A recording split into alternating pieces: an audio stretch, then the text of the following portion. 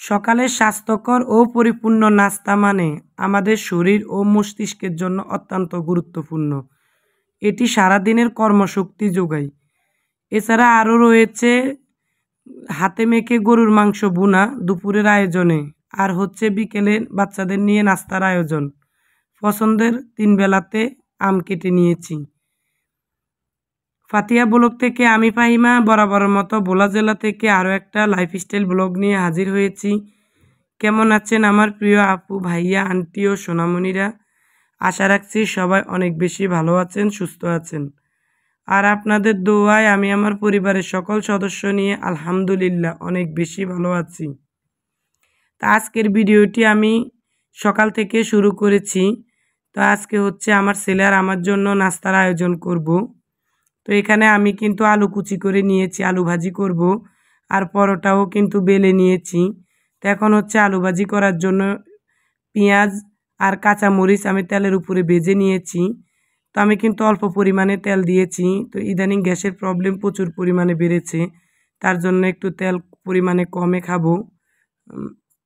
তো এখানে কুচি করে রাখা আলুটা দিয়ে দিয়েছি, আর এ তেলের সাথে কিন্তু একটু হলুদ দিয়ে দিয়েছি, এতে করে ভাজির কালারটা খুব বেশি সুন্দর আসে। তো চিরি চিরি করে কিন্তু আলু ভাজিটা করলে অনেক বেশি ভালো লাগে। একটু বেশি পরিমাণে আলু ভাজি করেছি। আমি দুপুরের খাবারটা আলু ভাজি আর ডাল আর ডিম দিয়ে খাবো। তো দুপুরে রান্নায় গরুর মাংস রান্না করেছি। তো গরুর মাংস আমি খাবো না, আমার অ্যালার্জির প্রবলেম প্রচুর পরিমাণে বেড়েছে। ঈদ থেকে এ পর্যন্ত প্রচুর পরিমাণে গরুর মাংস খেয়েছি। তো এখন ভাবছি আমি এগুলো দিয়ে খাবো, তার জন্য একটু বেশি পরিমাণে ভাজি করেছি। আর ওই চুলায় আমি ভাজিটা বসিয়ে এখন হচ্ছে এই ফ্রাই প্যানে রুটিগুলো মানে পরোটাগুলো সেঁকে নেব। তো যে বা যারা আমার ভিডিওটির সাথে পর্যন্ত আছেন, ছোট্ট একটা লাইক দিয়ে প্লিজ প্লিজ ভিডিওটি কন্টিনিউ করবেন। আপনার একটা লাইক আমার কাছে অনেক বেশি মূল্যবান।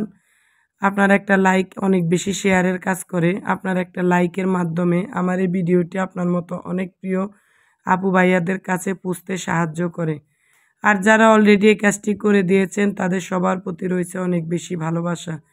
তো আজকের পরোটাতে কিন্তু আমি ঘি দিয়ে ভাজবো না, কারণ পরোটার ডো যখন তৈরি করেছি তখন আমি 2 টেবিল চামচ ঘি দিয়ে দিয়েছি, গুঁড়া দুধ দিয়েছি, চিনি দিয়েছি। তো তার জন্য আর এখন ভাজতে মানে ঘি ইউজ করব না। তো এরকম করেও কিন্তু পরোটা তৈরি করলে ঘির সুন্দর একটা ফ্লেভার পাওয়া যায়। তো যেটা বলছিলাম, পরিপূর্ণ নাস্তার আয়োজন কিন্তু পজিটিভ এনার্জি। আমরা যখন সারাদিনের খুব বেশি ক্লান্ত থাকি তখন কিন্তু আমাদের উচিত সকালবেলা মানে ভালো করে নাস্তার আয়োজন করা। এতে করে সারাদিন আমরা প্রচুর পরিমাণে পজিটিভ এনার্জি নিয়ে কাজ করতে পারি। আপনি যদি ভালোভাবে সকালবেলার নাস্তাটা পরিপূর্ণভাবে না করেন তাহলে কিন্তু সারাদিন আপনি কাজের কোনো একটা এনার্জি পাবেন না। তো আমি সবসময় কিন্তু আমার বাচ্চাদের বা আমি একটু স্বাস্থ্যকর নাস্তা দিতে চেষ্টা করি। তো স্বাস্থ্যকর নাস্তা খেলে কিন্তু সকালে অনেক বেশি উপকার হয়, রক্তে শর্করার পরিমাণ নিয়ন্ত্রণে রাখে এবং মনোযোগ ও স্মৃতিশক্তি বাড়ায় এবং দীর্ঘক্ষণ পেট ভরা রাখে। এতে করে আপনি খুব সুন্দরভাবে হেল্পিং হ্যান্ড ছাড়া আপনার পুরো বাসার কাজটা এক হাতে করতে পারবেন। এতে করে আপনি সারাদিন বাসার কাজও একা হাতে করে ক্লান্ত হবেন না। যেমন সকালে স্বাস্থ্যকর নাস্তার ভিতরে আমি অনেক কিছুই রেখেছি। তো তার ভিতরে হচ্ছে পরোটাগুলো সেঁকে নেওয়া হয়ে গেছে। তো আজকে বাসায় কিন্তু বিদ্যুৎ ছিল না। তো আমার বেডরুমটা খুব সুন্দরভাবে গুছিয়ে নিয়েছি অফ ক্যামেরায়। তো বেডরুমে বসে আজকে আমি নাস্তা করব আর আমার ছেলে। তা আম, কলা এগুলো সকালে খেলে রোগ প্রতিরোধ ক্ষমতা বাড়ায়, তার জন্য আমি কলা নিয়েছি আর আম কেটে নিয়েছি। তারপর সিদ্ধ ডিম নিয়েছি, আলু ভাজি নিয়েছি, পরোটা আর হচ্ছে অল টাইমের ব্রেড নিয়েছি চা দিয়ে খাওয়ার জন্য। তা আজকে কিন্তু রং চাই করেছি। তা আমার ছেলে তো আর ক্যামেরার সামনে বসে নাস্তা করবে না, তা আমি এই নাস্তার পর্বটুকু আপনাদের সাথে শেয়ার করব। তা আমি কিন্তু নিচে সাদা একটা তোয়ালে বিছিয়ে নিয়েছি, যেহেতু আমার বেডরুমটা অনেক বড়। এখানে একটা বড় জানালা আছে। তা আমার বেডরুমে কিন্তু 2টা জানালা, একটা হচ্ছে ওয়ার্ডরোবের পিছনে। তো সেখান দিয়ে তেমন একটা আলো আসে না। তো আমার খাটের পাশে যে জানালাটা ওটা দিয়ে প্রচুর পরিমাণে আলো বাতাস রুমের ভিতরে প্রবেশ করে। তো আমি এখানে বসে আজকে নাস্তা করব। তো সকাল থেকে বিকেল পর্যন্ত কিন্তু বিদ্যুৎ ছিল না, তার জন্য বাসার অন্যান্য কাজ আপনাদের সাথে শেয়ার করতে পারি নাই।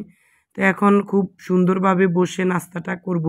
তো সকালে পরিপূর্ণভাবে নাস্তা করলে কিন্তু সত্যি আমার কাছে অনেক বেশি এনার্জি পাই সারাদিনের কাজ করার জন্য।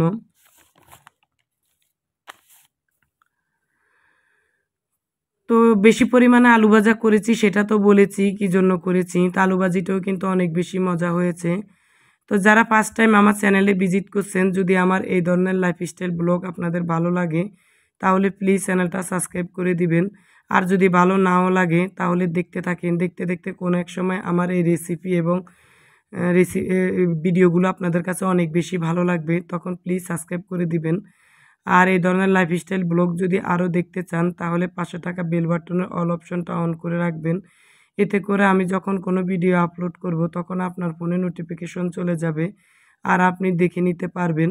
তো রং চার করেছি, তো কেটলিটা এত পরিমাণে গরম ছিল হাতে তুলতে পারছি না। তো আমার জন্য আমি চাটা ঢেলে নিয়েছি। তো আমার ছেলে তো পরে অফ ক্যামেরায় নাস্তা করবে, তা আমি ক্যামেরার সামনে নাস্তা করব। আর মেয়েটাকে ছেলের রুমে শুইয়ে দিয়েছি, যেহেতু এই বেডরুমে আমি নাস্তা করব তার জন্য এটা একটু গুছিয়ে নিয়েছি ঝাড়ু টাড়ু দিয়ে। তো এই অল টাইমের ব্রেড দিয়ে আমার দুধ চা হোক আর রং চা হোক খেতে অনেক বেশি মজা লাগে। আর 3 বেলাতে আমি আম রাখার চেষ্টা করি, বাসায় কিন্তু প্রচুর পরিমাণে হাজব্যান্ড আম এনেছে। তো যাই হোক, অফ ক্যামেরায় কিন্তু আমি ঘর ঝাড়ু দিয়ে নিয়েছি, ছেলের বেডরুমও গুছিয়ে নিয়েছি আর মেয়েকেও খাবার খাইয়ে দিয়েছি। তো এখন হচ্ছে দুপুরের জন্য গরুর মাংস রান্না করব। তো হাতে মেখে গরুর মাংস সবসময় রান্না করি, যেহেতু কোরবানের গরুর মাংস হাতে মেখে রান্না করলে অনেক বেশি ভালো লাগে। তো এখানে আমি আদা জিরা রসুন পাটায় বেটে দিয়েছি, আর হচ্ছে বেশি পরিমাণ পেঁয়াজ রসুন কুচি দিয়েছি, তারপর গরম মশলা দিয়েছি, হলুদ মরিচ দিয়েছি, আস্ত কয়েকটা কাঁচামরিচ দিয়েছি, আর হচ্ছে তেজপাতা দিয়েছি। এখন হচ্ছে পরিমাণ মতো সয়াবিন তেল দিয়ে দিলাম। তা হাতে মেখে গরুর মাংস তো সবাই রান্না করতে পারেন, তারপরও আমি ডিটেলসে কিন্তু আমার রান্নার ভিডিওগুলো শেয়ার করি, যাতে আমার ভিডিও থেকে একটু হলেও অনেকে অনেক উপকৃত হতে পারেন। কারণ অনেক নতুন আপু ভাইয়ারা আছে, নতুন দম্পতি, তারা কিন্তু বিভিন্ন চ্যানেল থেকে এই ধরনের রেসিপিগুলো শিখে রান্না করেন, তার জন্য আর এই ডিটেলসে বলা। তো প্রেশার কুকারে আমি ভালোভাবে মাংসটা কষিয়ে নেব, তারপর 3 থেকে 4টা সিটি দিলে কিন্তু মাংসটা রান্না হয়ে যায়। তো কোরবানের গরুর মাংস কিন্তু এমনিতে অনেক বেশি নরম থাকে, 2 থেকে 3টা সিটি দিলে মাংসটা নরম হয়ে যাবে। তো এখানে আমি প্রায় 1.5 কেজি পরিমাণ মাংস নিয়েছি, বাচ্চারা খাবে। আর অফ ক্যামেরায় কিন্তু আমি ভাত আর ডাল রান্না করে নিয়েছি। তো আমি আলু ভাজি ভাত আর ডাল দিয়ে খাবো, আর একটা ডিম ভেজে নেব। আর বাচ্চাদের জন্য গরুর মাংস রান্না করা হয়েছে। তো আমি কিন্তু অ্যালার্জির ওষুধ খাচ্ছি, তার জন্য গরুর মাংস আর খাবো না। তো রাতে আবার এই গরুর মাংসের সাথে আমার হাজব্যান্ডকে রুটি তৈরি করে দেব। উনি কিন্তু রুটি খেতে গরুর মাংস দিয়ে অনেক বেশি পছন্দ করে। তো আমি অফ ক্যামেরায় পানি দিয়ে মানে ফুটন্ত গরম পানি দিয়েছি, এখন হচ্ছে 3 থেকে 4টা সিটি দিলে হয়ে যাবে। তো এর ভিতরে কিন্তু আমি একটা আলু দিয়েও কত সময় ধরে কষিয়ে নিয়েছি মাংস। তো যাই হোক, এখন দুপুরের খাবারটা সবাই খাবো, তার আগে আমি বাটিতে মাংসটা বেড়ে নিচ্ছি। তো দুপুরের খাবারটা আর আপনাদের সাথে ক্যামেরায় ক্যাপচার করতে পারলাম না, যেহেতু বিদ্যুৎ নাই, ডাইনিং রুম একেবারে অন্ধকার। তারপর সবাই অফ ক্যামেরা খাবারটা খেয়ে একটু রেস্ট নিয়ে তা বিকেলের নাস্তা তৈরি করার জন্য কিচেনে চলে আসলাম। তো বিকেল বললে ভুল হবে, এখন প্রায় সন্ধ্যা হয়ে আসতেছে। তো এখানে আমি নুডলস করব। তো নুডলস করার জন্য অল্প পরিমাণে তেল দিয়েছি, কাঁচামরিচ পেঁয়াজ আর একটা ডিম দিয়েছি, আর মশলার 2টা প্যাকেট দিয়েছি, আর হচ্ছে 2 প্যাকেট হট টমেটো সস দিয়ে দেব।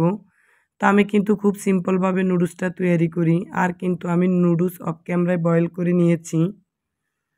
তো এভাবে নুডলস করলে আমাদের বাসার সবাই কিন্তু অনেক বেশি পছন্দ করে, আর নুডলসের সাথে যদি শসা হয় তা খেতে আরও বেশি ভালো লাগে।